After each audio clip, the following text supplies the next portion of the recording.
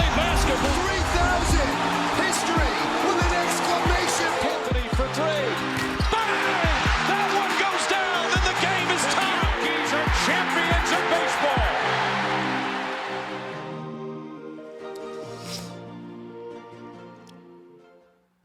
Well. Would you look at that? The Knicks last night beat the brakes off of some randoms, some complete randoms.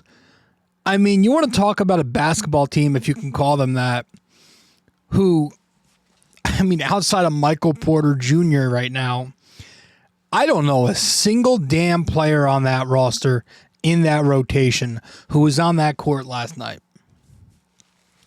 Talk about, I mean, Clarkson, sure.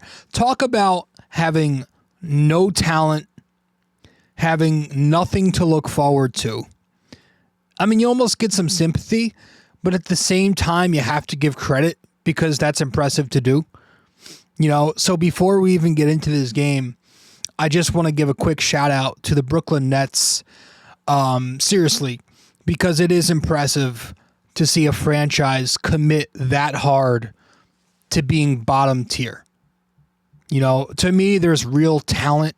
There's real art, I should say. There's real art to building a roster full of guys who are all like, I don't know, the fifth best player on an average team. You know, it's consistency, it's dedication, it's hard work at being really bad. It's New Jersey Nets, Brooklyn basketball is what it is, right? So shout out to the Nets. Shout out to their 12 fans that are still out there. I hope middle school is going well for you. I loved the 6th grade. I thought it was very fun. But yeah, shout out to all 6 or 12 of you guys, however many are left. Because I'm enjoying being a Knicks fan right now, right? The city being under new management, I'm not really seeing that, even from the outside looking in from Jersey. You know, and it's funny because I was trolling on Twitter last night, and you know, somebody told me, because I was like, hey, I'm from Jersey, and then I got a reply like, you should. Well, why are you a Knicks fan? Are you a bandwagon? Let me just tell you, it is the nicest thing in the world now to be a Knicks fan and now be called a bandwagon fan. I think that just, if that doesn't show you made it, if that doesn't show how incorrect the 12 Nets fans were when saying the city was under new management, I don't know what does. It's beautiful to be able to say that a Knicks fan can now be a bandwagon fan. But I'm gonna counter that by saying we haven't done anything yet in terms of, you know, usually bandwagon fans are championship teams. But yes, shout out to the Nets for just doing what you're able to do and just building a roster full of nothingness. I think that's pretty impressive. But the Knicks continue to play the way you want to see them play if they are to win a championship, you know, and it's not even the fact that they're 6-3 and 6-0 at the Garden, and, you know, they've won 3 or 4 in a row. The results are nice. I don't care about the results right now. I don't care about who they're playing, whether it's an NBA team or the Brooklyn Nets. I care about how the Knicks are playing, you know, how they're doing this. It's the ball movement. It's the man movement, right? The Knicks are up 25 more passes per game from last year. It's the relocations and the back cuts, the paint touches that lead to these spray threes. They're using a part of the court, or they're using parts of the half court that you want them to see. You want to talk about efficient offense. How about consistently generating your offense from the rim, from the free throw line, and from the 3-point line, especially the corners, which they are abusing now. That's efficient offense, eliminating the middle, right? Get the most value out of your shot. And it's all very egalitarian. A ton of different guys contributing every night. You know, OG Anunoby with another quiet 19 points, 8 rebounds all of a sudden. He's rebounding this year. 4 for 6 from 3. His 3-point shooting has been otherworldly. You know, he was a big part, of course, to shutting down the Nets' offense in the second half. Porter Jr. But he continues to show his offensive game, obviously knocking down the corners.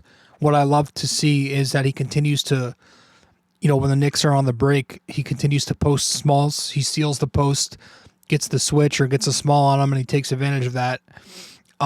Mitchell Robinson, how great has he been? 8 points, 8 rebounds, 2 steals, 2 blocks. And here's the fun part. I'm sure everybody saw this by now. He was a plus 40 in 17 minutes last night. That's ridiculous. Just outstanding rim protection out the gate there in the first quarter. Continues to dominate the glass, creating second chances. Him and OG Anunoby, obviously their defense together is great. You saw them run some pick and roll together, which was a nice look. The Knicks had their wheel spacing out there. It's a Mitch OG pick and roll. OG rejects, finds Josh Hart cutting from the corner. That was cool. And Josh Hart finishes with 11, 7, and 2. Shoots 5 for 7. Knocked down a 3. Big third quarter for Hart. Helped the Knicks kind of put the Nets to bed in that third quarter. What was the final score of this damn thing? It's on the screen here. Let me see. Yeah, 134-98 was the final score. So the Knicks win by 36 points to the G League Nets, if we're being kind. Mikal Bridges, 16 points, 6 for 8 shooting, 4 for 5 from 3. He's like speaking of the Nets, the Knicks have their Kevin Durant now. Kevin Durant light, and Mikal Bridges, just like super efficient in the mid-range, knocking down the 3-point spot ups. And then, occasionally getting on the ball. The Knicks ran a nice pistol action involving Mikal Bridges early. Continuing to do really great things under this new head coach, and he's the one, I'll continue to say this, who's benefited most from Mike Brown. And then you go to some other guys from off the bench. Talked about Hart. Landry Shamet, 8 points, 3 assists, shot 2 for 4 from 3. He continues to thrive under this system. His off-ball movement's been great. His defense is really feisty, knocking down the shots. Jordan Clarkson continues to be great for this team. We'll talk a little about him later. Brunson, 19 points, 7 assists, was a plus 36. Played 29 minutes because he didn't need to play the fourth. And Karl Anthony Towns alongside Brunson was also great. And that's where I want to start, folks. I want to start by talking about those two, as we so often have already this year. Whoops, hit the wrong button there. As we so often have already this year,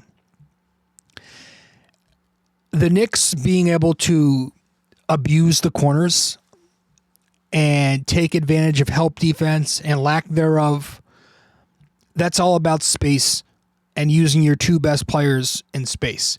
The Brunson Towns pick and rolls, when they're used in space, it's everything that this was supposed to be. And you saw last night, as you've been seeing all year now, a ton of actions involving Towns, right? And of course, it's the usual paint touches that lead to spray threes from the Knicks. But, and even Towns has kind of leaned into that the last couple of games. You saw him last night, some nice driving kicks. But when the Knicks are using their 5-out setup, it's obvious, how difficult that is to guard.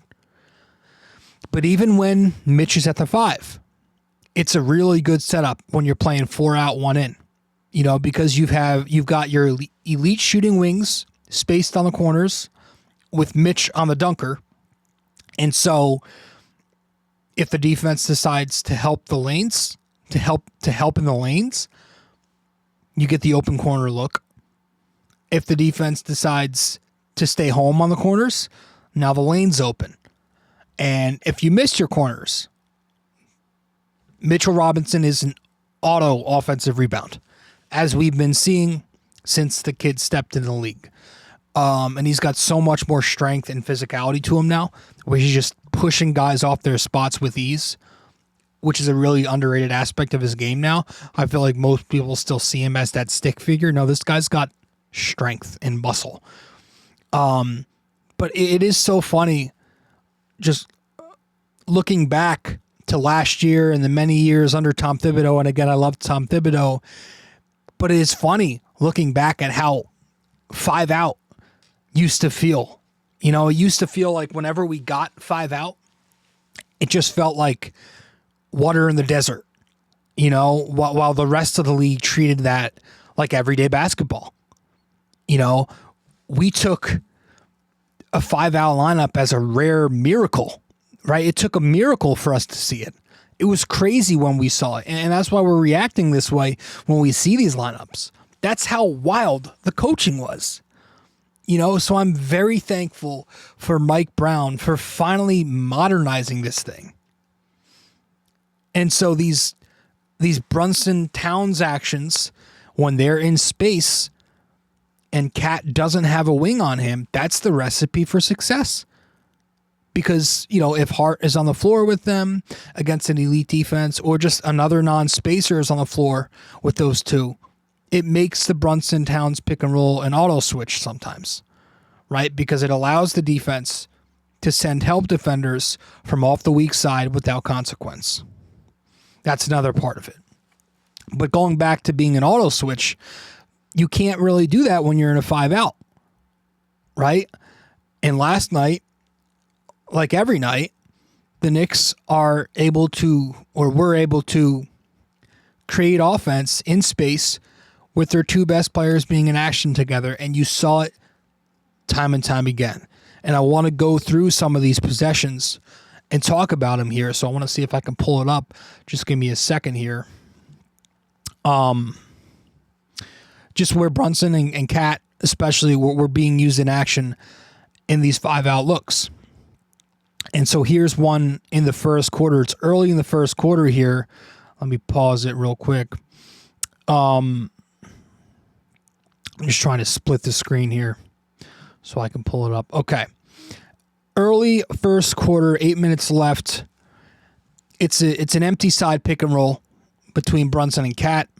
So obviously there's not going to be any strong side help. For those of you who don't know what an empty pick and roll is, it's a pick and roll on the side of the floor.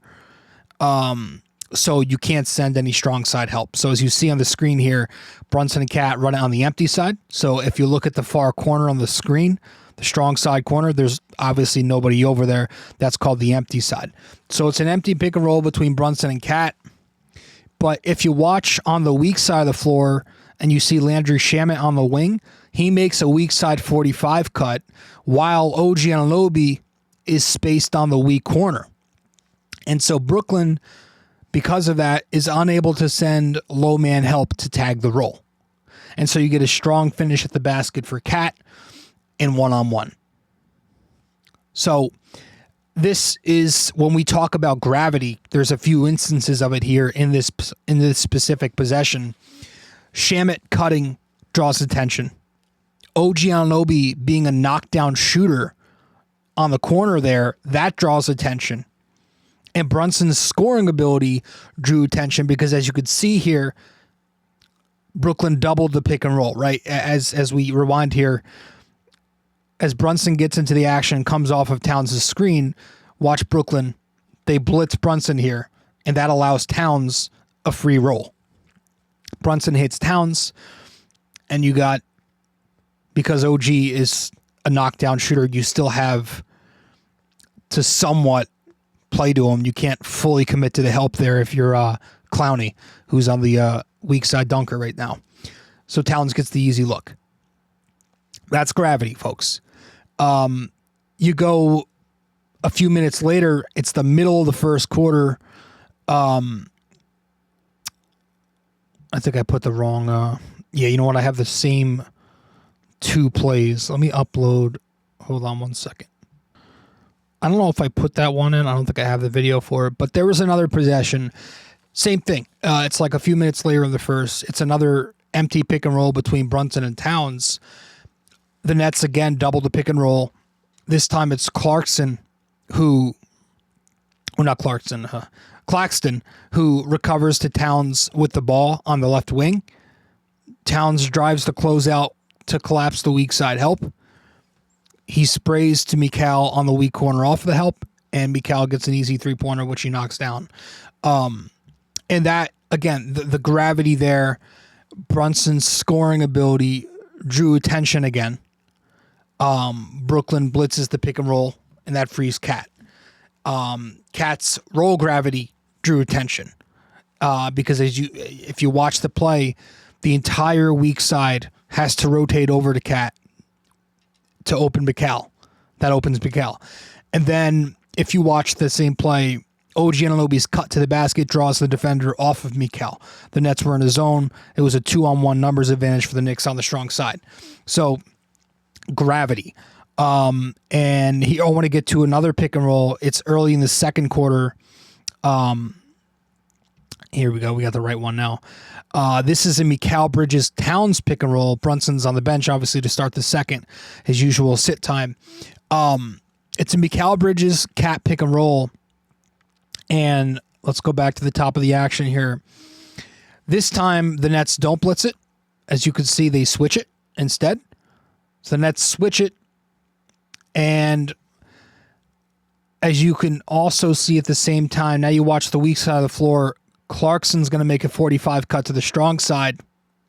And then Towns, off the switch, is able to post it down below because Brooklyn doesn't really have the right personnel to switch it, and he gets away with it. Or they don't have the personnel to switch and get away with it. So Towns dominates there on the low post. Again, that's impactful because of Towns' ability to shoot the basketball. You know, if Brooklyn goes into a high coverage there, then that's a lot of pressure on their weak side help. If Brooklyn plays in a drop coverage there, then they have to worry about rotating over. And then if Brooklyn switches it, which they did here, you get a result like this, where Cat's able to dominate the post on the switch. So, I will say, you know, I am curious to see, again, once the Knicks play an NBA team and not the Brooklyn Nets, how they handle elite switching defenses, you know, because that was obviously a major problem for them last year, especially in the second half of the year.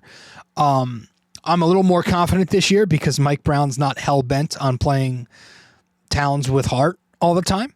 You're seeing a lot more 5-out, which makes the Brunson-Towns pick and roll less switchable, right? In the past, you know, the defense just put their wing on Towns, and they would just switch the pick and roll that way to neutralize it. But if you're able to play 5-out as consistently as Mike Brown has shown, that's going to be huge. Also, there's not really an Eastern Conference team that's considered an elite switching defense, at least right now. Most of that is in the West. So I do want to go back to the first quarter here. Let's pause this really briefly. This one is a Brunson-Towns handoff from the slot. So you got on the far side of the screen, it's a slot handoff from Brunson to Towns. Brooklyn plays this one straight up, no switch. Brunson rejects the second screen here, as you can see, rejects it, gets to the middle of the lane for the M1. So the gravity in this possession, the Knick wings spaced out on the perimeter, that takes away any lane help. So if you watch Shamit, you watch OG, and you watch Mikal Bridges, who relocates to the corner, all their defenders have to worry about them. They can't really help in the middle of the lane because all three of those guys can shoot the shit out of the ball. And then you also watch Karl Anthony Towns and his just the simple ability of Towns being able to shoot the shit out of the ball himself takes help off of the initial ball screen, right? If Towns wasn't a good shooter and that's Mitchell Robinson setting the ball screen or somebody else setting the ball screen who's not a good jump shooter, you can double the pick and roll there, right? And you just bring over the back line for help on the roll if it's the roll. But because Towns can shoot the ball, his man has to stay attached to him. And now Brunson has an open lane because also the shooters on the perimeter. So that's a really good example of gravity. And then you get to the middle of the first quarter. About a minute later from that possession, there was this possession where It's a Brunson Towns pick and roll from the top. Brunson again rejects the ball screen, attacks middle, and it's a swing. It goes to Hart, who goes to Shamit from the wing to the corner to knock down a three. And so as I play this, you'll see that. Brunson Towns pick and roll. Brunson rejects, finds Hart. Hart finds Shamit. Porter's late to close out. And that's gravity, right? There's the gravity here in this possession. Brunson, his ability to finish near the basket is what draws Michael Porter Jr. off of Shamit right here. See, he rotates over as low man help. And so Brunson makes that read, and it's swing to beat Porter, who's late to close out because of Brunson's gravity. So those are just some possessions there showing how important this action is in space. Okay. And I love the way they're able to use Cat now as a ball screener. I love seeing him continue to survey for cutters and run DHO up top. You're seeing a ton of that. I love seeing him as a roller. I do wish Towns popped more and we got more 3-point attempts out of him, but that's going to be a thing I feel like we're going to be complaining about forever because he's just not super comfortable in that role. But yeah, those are some of the plays I just wanted to go over. What else do we got? So with that said, I feel like we should probably hand the game ball to Towns. Being that we just spoke about him for a good 10 minutes there. Karl Towns was great last night. I don't have the graphic on the screen tonight, but I'm going to see if I can pull up his statistics real quick from last night. It was another double-double. That's what he averages. So, of course, Karl Towns last night, I think he had 28 and 12. Let's see. Yeah, 28 points, 12 rebounds, couple assists, couple steals. 10 for 17 from the floor, 10 for 15 from 2, 8 for 8 on the free throw line, and he was a plus 21 from the field. So it's his second game ball of the year. Just continuing to dominate. Last night, he was using his strength. He only took 2 triples, didn't knock down 1. So was using his strength, overpowering the Brooklyn Wings and their bigs. 12 rebounds in 28 minutes. 10 of his 17 attempts were from the restricted area. He also had 8 free throw attempts. So attacking Clarkson from the post in isolation, attacking Clowney tons of times throughout the night. In the first quarter, he attacked him off the dribble from the corner. In the third quarter, he attacked him off the dribble a couple times. He couldn't find his cutters or couldn't find a DHO partner. Just attacked Clowney. There was a coast-to-coast dunk he had over him in the fourth quarter. He had a nice finish on Wilson off the switch from that pick and roll that we brought up. A couple baskets where he finished at the hoop in transition as a trailer. Everyone's talking about the Clarkson assist. That was nice. And again, a finish or two off the empty side with pick and roll with Brunson. So really nice night for Karl Towns. Not much else to say that we haven't said yet. And then you go to the bench, and off the second unit, I think I'm going to hand the game ball to Jordan Clarkson. I really like the way that Jordan Clarkson's playing basketball for this team. Jordan Clarkson, let's pull up his numbers from last night. I should have probably kept the app open. This is good podcasting here. Clarkson last night in 18 minutes scored 11 points, 3 assists, 2 steals. He was 5 for 8, knocked down a 3 and 3 attempts. Continues to play very well, and he makes immediate impact when he checks in the second quarter. He was getting paint touches, a couple ISO buckets in a row where nobody else touched the ball but him. That's the Clarkson experience. Couple of nice dimes, obviously the one to Cat, knocked down a 3-pointer. Playing very well right now. He was the only minus in the box score last night. In a game where the Knicks won by damn near 40, he was a minus. Didn't feel like it when he was on the floor, but I wouldn't be shocked if I look back and he had some issues defensively on the Brooklyn Net wings. But all in all, Clarkson gets his second game ball, and despite his defense maybe not being great, I do think the Knicks defense locked in at halftime. For most of the first half, the Knicks were scoring, but it didn't seem like they were locked in. There were a lot of defensive breakdowns, and that's kind of unacceptable when you're playing a team that has one scoring threat in Porter Jr. All you got to do is just make sure he doesn't do anything, and he was freed open consistently in that first half. 22 of his 25 points came in the first half. He was curling off pin downs, off ball and weak side screening, on ball screening, back cuts, knocked down a 3-pointer out of a wheel spacing towards the end of the first half. Just didn't look good for the Knicks defensively, but clearly Mike Brown didn't like that. He noticed that, and he addressed it in the locker room at halftime because the Knicks came out there very strong defensively in the third quarter. Porter Jr. finishes the second half with 3 points on 1 for 4 shooting, and the Nets in the second half scored 36 points on about 29% shooting. So there was definitely a lot more focus on Porter. I thought there was really great ball denial on him.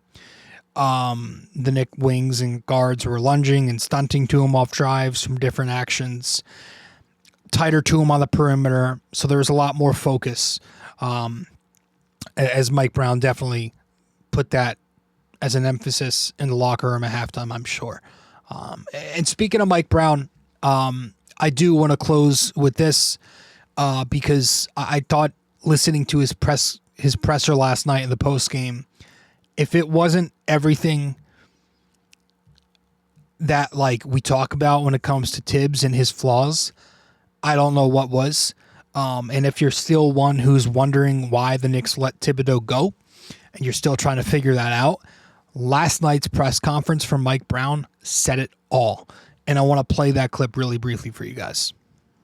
You take the regular season and you prepare yourself for the postseason.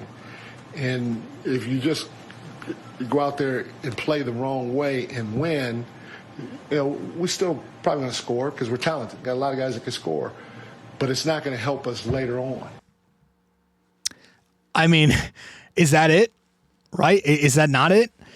They changed coaches. They changed coaches for precisely that reason. It's about treating the regular season as more of a testing lab and not this panic win treadmill, right?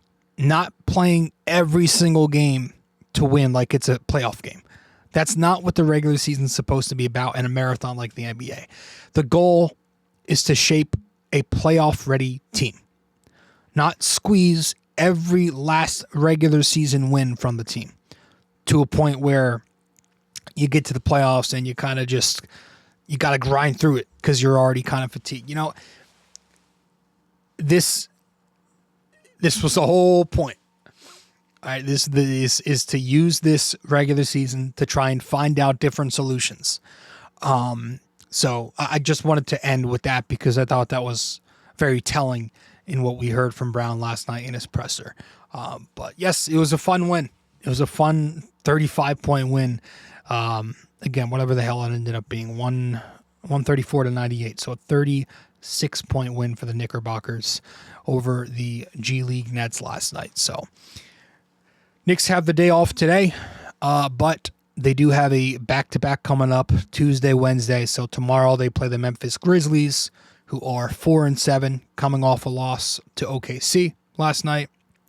And then after they play the Grizz, they have the second of the back-to-back against the Magic on Wednesday, who are 4-6, coming off a loss to the mediocre Celtics. So I would expect Mitchell Robinson to sit one of these games. But outside of that, hopefully the Knicks are healthy. And hopefully they can keep winning and they stay undefeated at home. So I don't think I've ever, I mean, maybe it's been a while, but I don't remember a 7-game homestand ever. That's pretty wild. Maybe it has something to do with the cup. But I don't know. Nobody really pays attention to the NBA Cup. So with that said, let's get to a break, and then we'll come back and wrap it up with our trivia question of the day, and that'll be that. Stay with us. Be back in a sec. Quick break here, guys. Stay connected with BD4 on social media. Follow us on Instagram and X at BD4Pod, and find us on Facebook by searching BD4. Don't miss out. Join the conversation.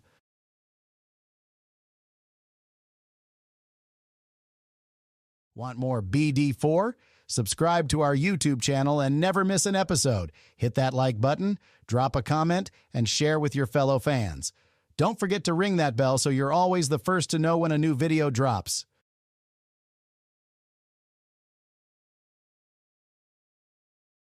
Love BD4 but don't have the time to sit down and watch?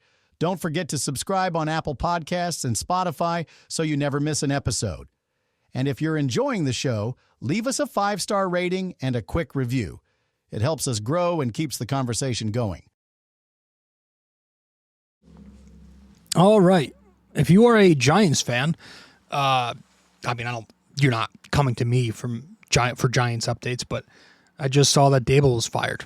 I guess that's not shocking, maybe to big time, like casual Giants fan, so I don't know too much, but yeah, that damn. But on a high note, the New York Knicks are a good team, right? So at least they're not the Nets, or at least they're not the Giants in this case. Let's wrap it up here with our trivia question of the day. And our trivia question for this one: with Mitch Robinson doing so last night, how many other players since the 1997 season have recorded a plus 40 or better in fewer than 17 minutes? All right, so we're talking about the plus minus stat since that stat was recorded in 97.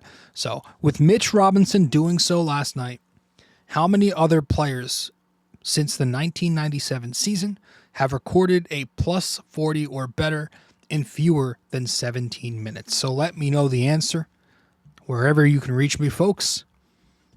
I appreciate it. Appreciate it again. As always, I appreciate the couple new subscribers I got. I appreciate the love I'm getting recently on my Instagram reels. I'm doing some film breakdowns on there. So if you want to follow me on IG, that's at BD4 Pod.